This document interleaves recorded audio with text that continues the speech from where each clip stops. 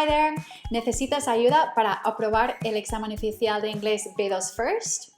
En esta clase vas a aprender unos trucos muy útiles para mejorar tu inglés y superar las partes 3 y 4 de Reading and Use of English.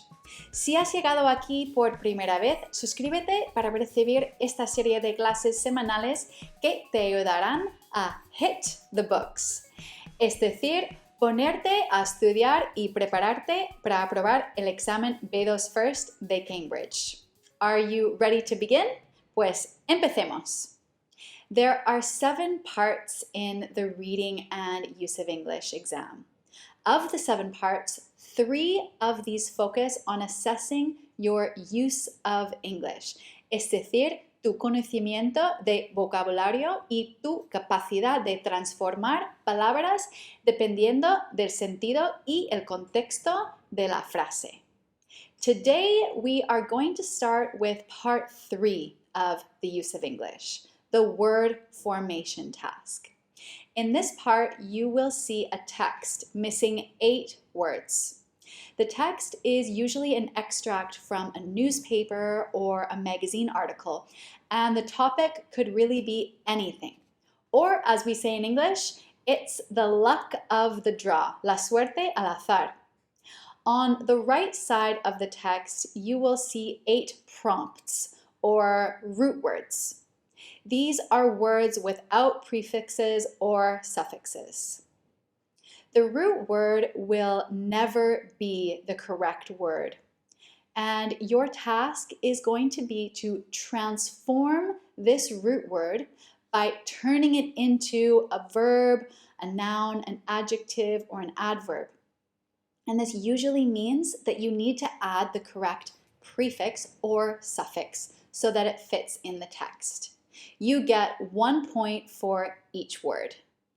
Excuse me, Brie. I'm sorry to interrupt you, but I have a question.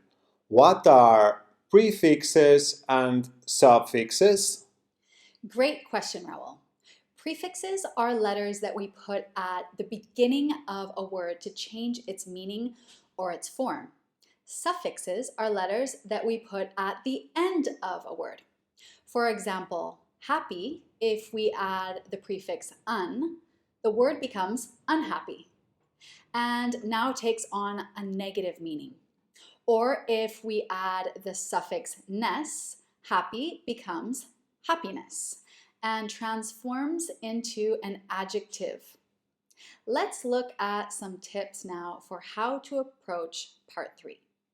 Para empezar, te recomiendo leer el texto rápidamente para entender la idea general. We call this reading for gist. Durante la segunda lectura, intenta adivinar la forma de la palabra. Is it an adjective, a noun, perhaps an adverb? To help you decide, look at the position of the missing word in the sentence and the words before and after it.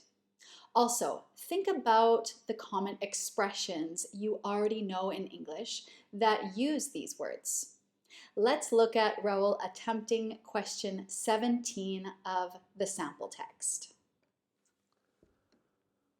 As well as gaining, what phrases do I know in English that use the word gaining? Gaining weight, gaining popularity. Gaining is always followed by a noun, I think. What is the noun form of satisfy?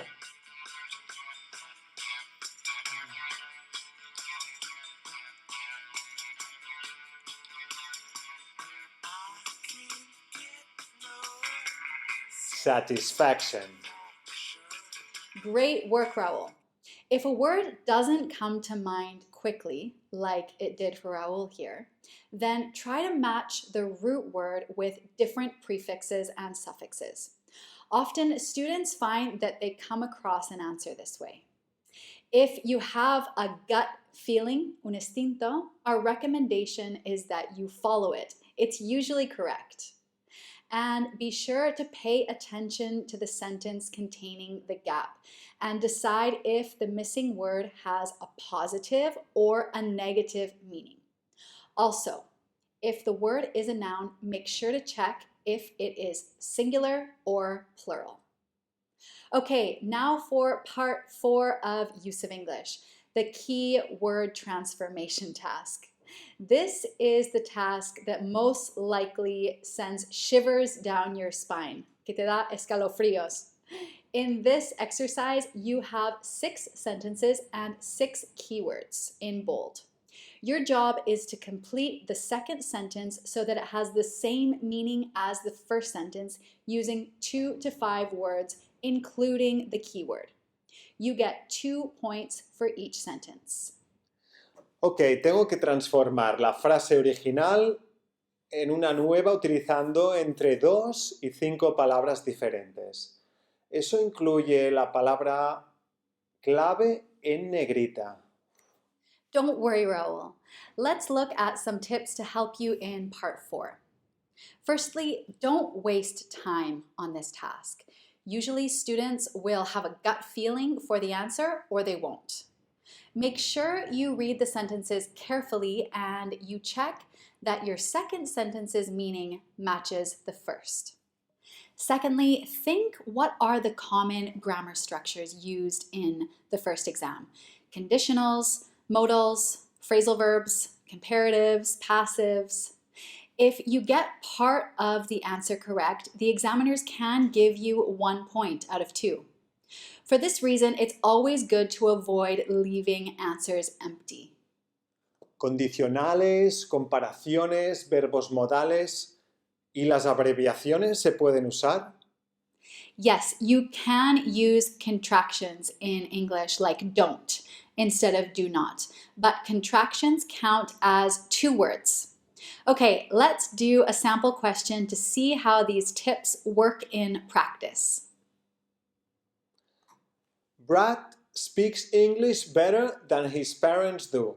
La palabra clave es as. Ok. As.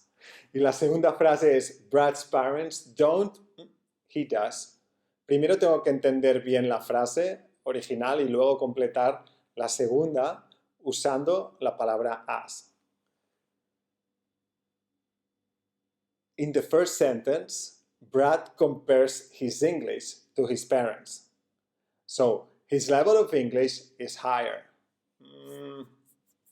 Brad's parents don't speak as much English as he does. Eso no.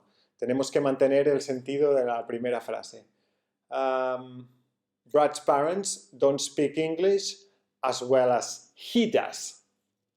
Eso. 5 words. Perfect. Great work, Raul. Okay, here are 3 key takeaways for how to approach parts 3 and 4 of the Use of English exam. Primero, leer bien el texto de la parte 3 y las frases de la parte 4 del Use of English para asegurarte de su sentido. Si te queda tiempo al final del examen, tienes que repasar tus respuestas. 2. Intentar hacer simulacros de estos ejercicios que vengan con respuestas y explicaciones para familiarizarte con la estructura del examen y la gramática que suele aparecer en ellos. 3. Leer y escuchar de todo en inglés. You'll find that the more you read and listen to English, the more gut feeling and intuition you'll develop for the language. Okay, that's all for today. Ahora lo que te toca es ponerte a practicar. Como siempre, si te ha gustado esta clase, suscríbete para recibir las siguientes. Si crees que esta clase puede ayudar a otros, compártela. Déjanos un comentario con tu experiencia o preguntas. Estaremos encantados de ayudarte. See you next class. Yes! Yes! Yes!